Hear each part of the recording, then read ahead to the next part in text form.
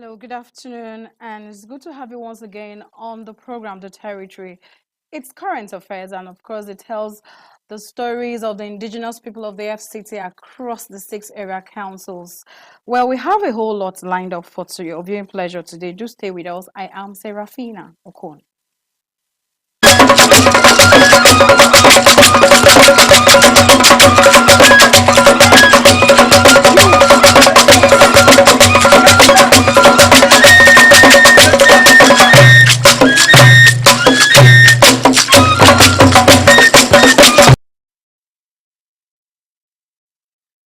Okay, let's begin with the sad story. It's actually breaking. More than 10 shops have been raised at the Day Timber Market. This was around 7 p.m. yesterday. The FCT Fire Service has put out a late evening fire, which began at about 7 p.m. Saturday evening at the Day Timber Market. Eyewitnesses were unable to state the exact cause of the fire, although some people around the area say it may have been due to an electrical surge after power supply was restored at about that time. The inferno raised about one full line of 10 shops before officers of the fire service succeeded to put off the fire. Witnesses say the damage would have been more, but the prompt arrival of firefighters. Details of this were brought to you in a subsequent bulletin. Now moving on, Nigeria's First Lady Oluremi Tinubu says shortage of teachers is a global challenge. The world must confront with urgency by empowering educators, investing in their growth and inspiring more in the job. The noble profession in her message marking this year's World Teachers Day with the theme focusing on the global teacher shortage. The First Lady highlights the need to draw more attention to one of the society's noble professions, saluting teachers on their special day. The First Lady herself, a lifelong teacher, described them as true heroes who shape minds, nurture dreams, and guide generations. Meanwhile, the Minister of the Federal Capital Territory, Nyesom Wike, has expressed satisfaction with the level of work on the ongoing road project of the airport road to Kuje. The minister gave the expression during an inspection tour of some ongoing projects. Onoze Yakubu reports. Slowly but steadily, the ongoing construction of the airport expressway to Kuje town is work in progress. After several visits to the site, the FCT Minister Nyesom Wike applauds the commitment of the contractor for showing capacity to deliver on schedule. Just like what you saw on the table, it's quite amazing with the huge infrastructure and the expenditure government had made for the people of Abuja district.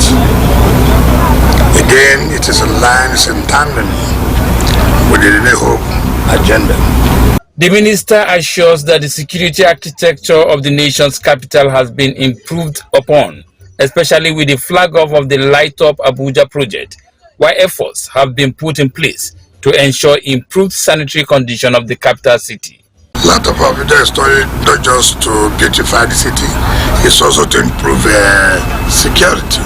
This are bound to happen, and I don't want us to take that to mean that the city is not safe. If there's one safe city in this country, I think Abuja is. The minister also inspected road and other infrastructure projects in Uye district. Onoze Yakubu, NTA News. A close look at the 2025 harvest season in the nation's capital, which presents a mixed but consciously optimistic outlook for the agricultural sector.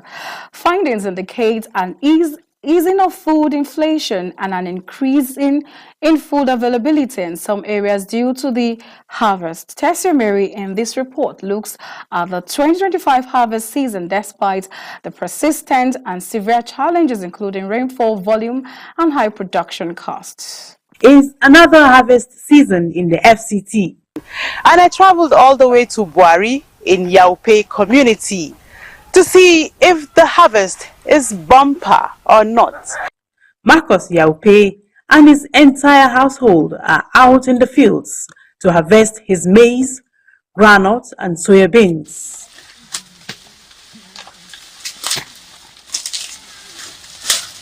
With excitement, they set out to harvest what nature has brought to them through tilling the ground as I joined in their excitement. You see, the harvesting of this year, in fact, is too poor, in the sense that we were lack of rain. There was not enough water for the crops to grow up. Although we appreciate God by making it possible for us to get a little what we have, but normally in other years that has been passing away, we know whatever I have been harvesting, especially me myself, I've been sending my corns, yam into FCDA Abuja here. The harvest season, which began around June and peaks between October and December, is contributing to a seasonal increase in food availability.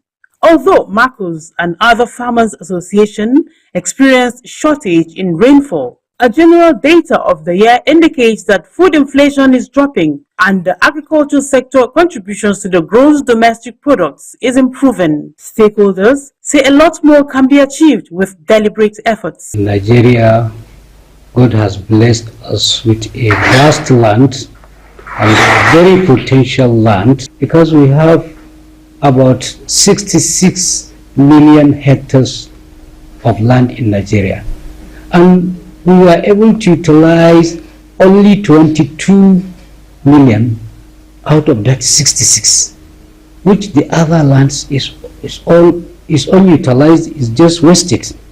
So if we can now come back to the agriculture and pay attention to it, definitely I'm sure we will achieve a lot and our economy will grow more and more.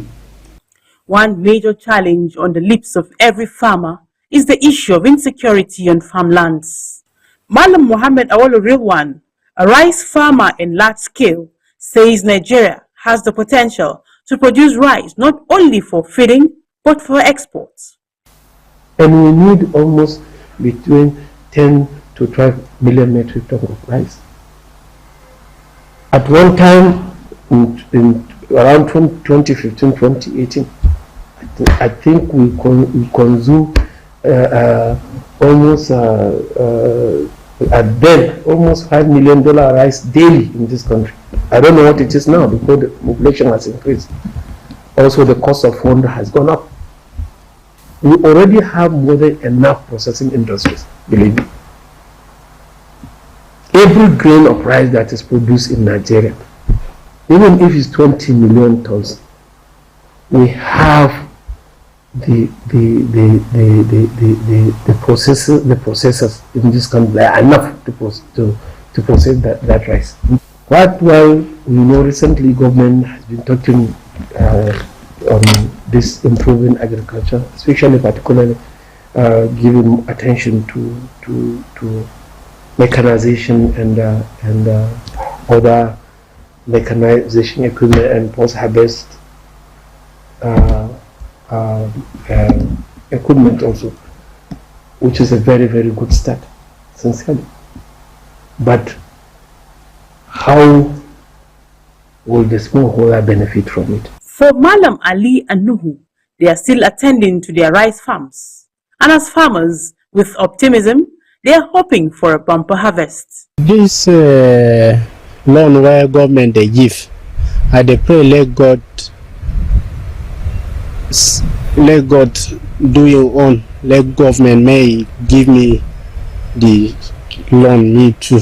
I hear say that they give plenty people. Me never reach me. Since 25 years I dey plant rice. Nobody I don't know the way where I go start safe. So any person who should help me. Meanwhile, the president has ordered a Federal Executive Council committee to further crash prices of food items across the country by ensuring the safe passage of products through various routes across the country. And this is evident as prices of some crops have reduced. Nevertheless, farmers are still seeking for effective collaboration as they say it will bring about food sufficiency in the country. In Abuja, Tessie Omeri, NTA News. Many thanks, Tessie. Residents of Lokogoma community in the Federal Capital Territory are calling for urgent government intervention over the deplorable state of the Dogom Gada Bridge, which serves as a major link between the community and Ring Road 2. Howard Gimbal was at the community and brought back this report for the territory. Imagine having to risk your life just to get to the city center. That is the reality for over 3,000 residents of Lokogoma, whose lifeline, the Dogongada Bridge, becomes a source of fear and frustration during the rainy season. The bridge gets flooded and commuters are forced to take long detours or attempt to cross, putting their lives in danger. Sadly, lives have already been lost due to the overflowing water at the low-lying culverts. The Federal Capital Territory Administration had barricaded the bridge, calling it unsafe and on the verge of collapse. Residents have been appealing for an upgrade and construction of a riverbank road linking to the community. Recently, LCT Minister Yesam Wike stepped in and directed the immediate reconstruction of the bridge, assuring residents of a lasting solution. But residents are holding out for more than just a fix. They want a durable, flood-resistant design with regular maintenance to end years of hardship and ensure safety. Look at the road of the water already. It's because they are packing the sand. Look at that place. That's how the thing will be going inside. And water will be spoiling it. All this land is supposed to build houses, shops here. And now they cannot do anything here. How can they fill this place back? And all this thing that they are doing is not even making the water to go down. If rain fall like 2 hours now, you see all this bridge will fill. Will fill up. You see, nobody can pass, nobody can come in. If government can do this road for them here now, all these things will stop because government will stop them. Nobody can stop them here. You can see tipper that is going. Look at that road that tipper is following. They cannot do anything here, and the tipper is still following here. If you go down there, you will see how bad that place is. You understand? Because of all this tipper, they've spoiled all this road and they are not repairing anything there. They are just packing sand every day, morning and night. Well, I think when government does the right thing, makes this place as it ought to be, the people taking advantage of the situation now will not do it anymore. I feel like in Nigeria, everybody's trying to survive. People barely have jobs these days, so if anybody sees an opportunity here as a way of livelihood, they will take advantage of it. So I think once government fixes the place, the issue of them, taking sand and all of that will be in the past. So I think if government can do anything about this road, because sometimes when rain fall, we always have to park our car on that side and use our leg to cross the bridge before we enter our place, which is not good at all. Okay. Sometimes in the night you can't pass this place because of the road and other security officers. As they await the start of reconstruction work, they are hopeful that this time the government will deliver on its promises and restore confidence in infrastructure that meets the growing needs of the nation's capital. Hawagimba, NTA News. Many thanks, Howard Gimba. More stories across the length and breadth of the territory coming up shortly. Stay with us.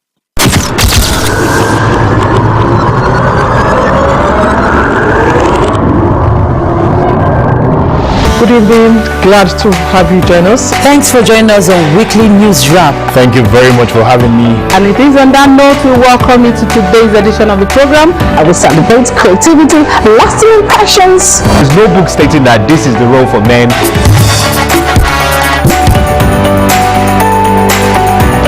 On the news. On the news at 7. The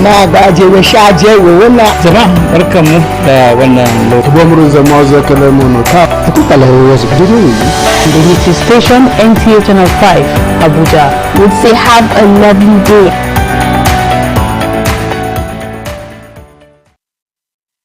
Many thanks for staying with us. Deep within the heart of Abuja lies two steps in history known as Kabusa village, a local that has evolved alongside the passage of time.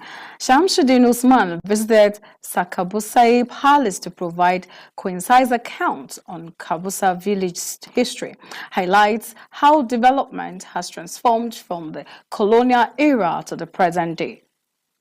It all started in the 1940s as a small settlement in the forest of Kabusa Kuchi. During conflicts, residents of Kabusa would head to the mountains for safety. Over time, they expanded from Magnari and settled in Ajata.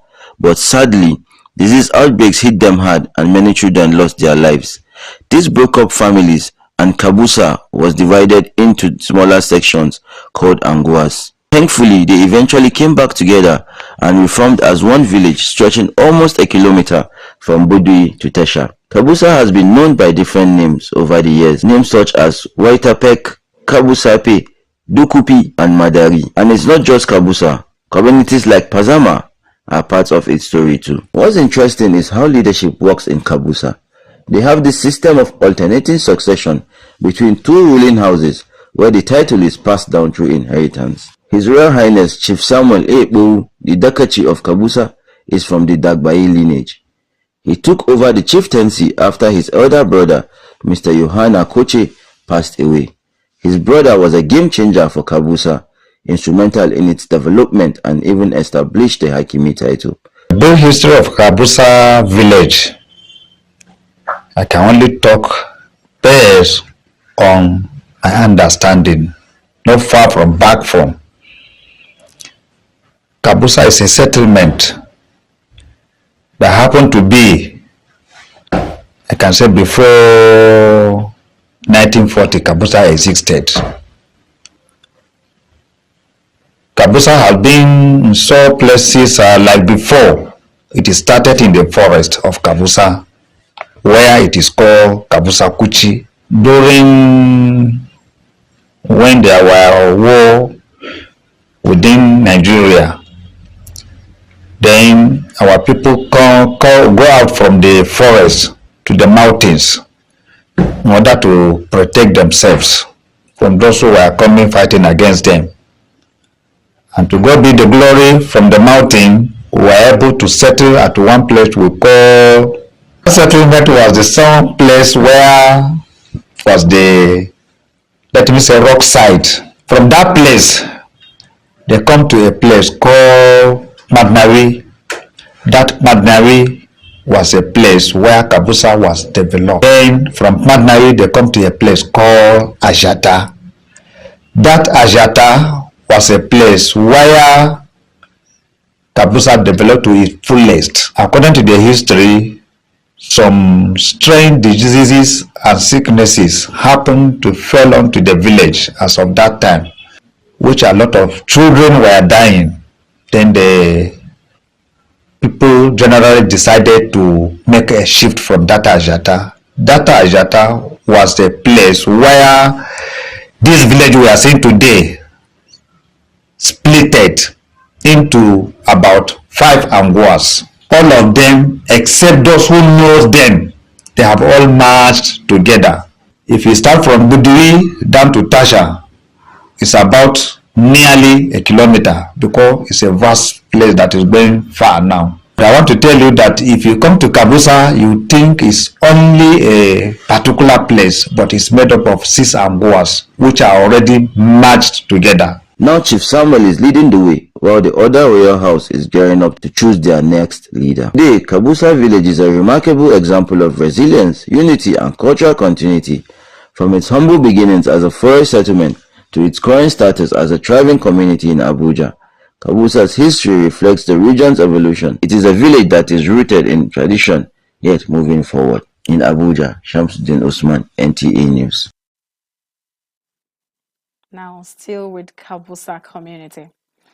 Call it a community that has different strata of people ably represented in it, and you won't go wrong. As habitable as it is, the growing and peaceful community, however, is grappling with challenges that needs urgent government attention.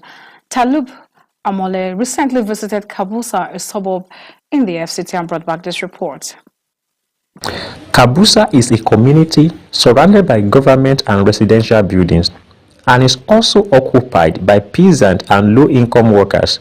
The small businesses in Kabusa enhance the quality of life, and due to low cost of living, the community's population is rapidly growing, putting a strain on its social infrastructure.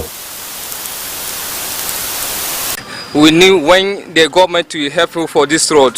When we get access for this road to go to bus for the airport road, we need where the government can help us for this access road. When we get access road inquiry. They therefore appealing to the FCT Minister Nyesom Wike and the Abuja Municipal Area Council Amak Authority to extend the ongoing road infrastructure around Hapo and Lokogoma to their area. They specifically urged the government to link Kabusa Road to Hapo to ease the traffic pressure, especially during the rainy season. When these Amak people come to collect their levy for the year, I don't know what they are doing with the money. So we love for the government to come and, help and just do the road very well. In addition, the community leader of the area, Chief Samuel Pou, acknowledged various government interventions in the past and called on AMAC to upgrade the medical facility which was built several years ago to meet the growing health needs of his people. He explained that the current structure of the clinic is grossly inadequate for the area's expanding population. The other thing that I need is other road within the Kabusa network. I will be happy if government will render that for us. Hospital, we don't know how bigger hospital in this community, and the community is so large that a lot of people are residing here. It's only primary health care that is taking care of Kabusa's whole. In his appeal, the leader noted that his palace also requires renovations to enable him perform his civic and social responsibilities to his people effectively. The entire community is hopeful that their plight will be resolved by extending to their area infrastructure development projects in order to improve their living standard. In Abuja, Talib Amale, NTA News. Many thanks. Well, this is a wrap on the territory. Before I go, I want to quickly let you know that we have another interesting program coming up, the Sunday show, and it's talking about digital parenting. But it boils down to you as a parent. For those tabs, those devices, you buy for them, how much do you checkmate the activities going on there? Well, this coming up in just a moment on the Unity Station. I am Serafina Okun. Let's do this again, same time, same station next week. Good afternoon.